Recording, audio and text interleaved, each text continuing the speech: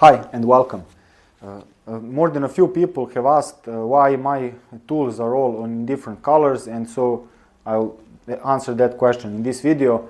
The short answer is that I'm using different colors to more easily see different tool sizes, to not pick the wrong one. And now for a bit longer explanation, it all started with this tool. This is an open-end wrench, standard one, with 17 and 16 millimeter sizes. I often use this tool for adjusting cup and cone hub bearing preload and tightening and loosening their lock nuts. They are usually 17 millimeter sized nuts. And so once during a hub overhaul I tightened the lock nut, tested the hub for play. I have a video on servicing cup and cone hubs. If I don't forget, I'll make that video pop up in your top right hand corner when I upload this video, but let's move on.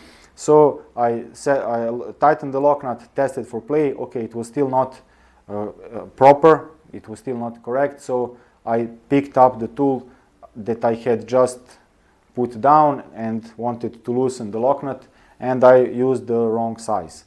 And so it didn't fit, so that was easy for me to figure out, okay, wrong end, no problem, and I continued working. But I started thinking, and you may laugh, but this was my reasoning, and it still is. Okay, if I use a smaller sized wrench, it's not a problem, it will simply not fit. Just the same as if I use a larger sized hex wrench or Allen key. However, what happens if I use a size too big, just one size too big? Well, in these larger dimensions, I might not, if I'm tired and the concentration drops and if I'm in a hurry, I might not notice in time, and so I might damage the nut or even the tool. And the same happens for using one size smaller hex or Allen keys. So how can I make it more difficult for me to make mistakes? That was my thinking, and I thought, okay, the simplest solution would be to color one size, and so with the corner of my eye, if I'm grabbing a tool, I can see if it is the right, the colored one or not. And that was my first dilemma. Should no color bear any information or not? I'll explain what I mean right away. So I was thinking, okay, I don't want any tools that are not colored to mean anything, because I may not want to color all the tools. This is one good example, 22 millimeter cone wrench. It's not color coded in my workshop because it's a lot larger and thicker than all the other cone wrenches that I use, so it made no sense to color it. And also I have this set of smaller beads, and also I didn't want to bother color coding them because I use them very infrequently, and the one I use is usually always mounted on its bead holder. So that is why I decided, okay, I'm going to only use colors for relaying information to myself.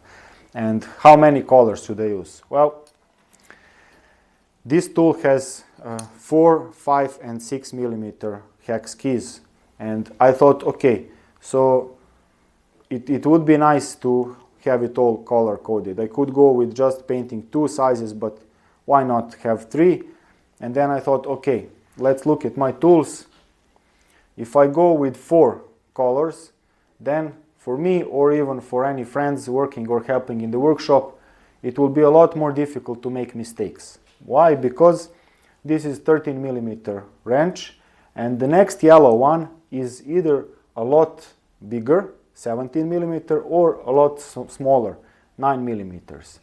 For me, one size difference is very easy to tell, even in a rush, while 2 size difference is more than enough, but I decided to have an even number of colors and err on the side of caution for whatever reason, and I haven't regretted it, so I used 4 colors, starting with 1 for yellow, and then going blue, green, red, and then repeating it. So it's the same color happens again, repeats only after 3 sizes in between.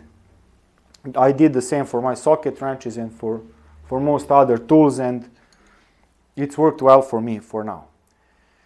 I have seen some, I didn't want to use too many different colors or shades because I didn't want to make things too complicated for me. I chose randomly the colors that I know that are always easily available and that are very different from each other, at least for me to recognize them. So that's why I chose yellow and blue, green and red. I bought small packages of oil-based colors for everything that I've painted, and I know that if I run out of any of those colors I can go and buy a new one again, or if it dries out and I want to paint some more tools to color code them.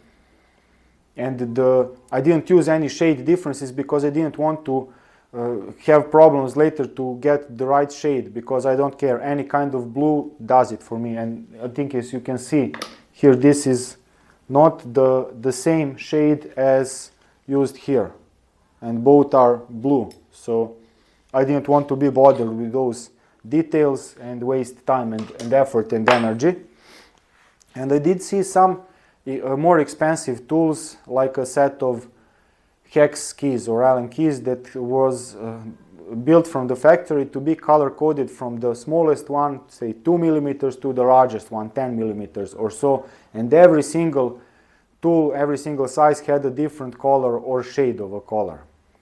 Again, for me, I think that's a needless complication.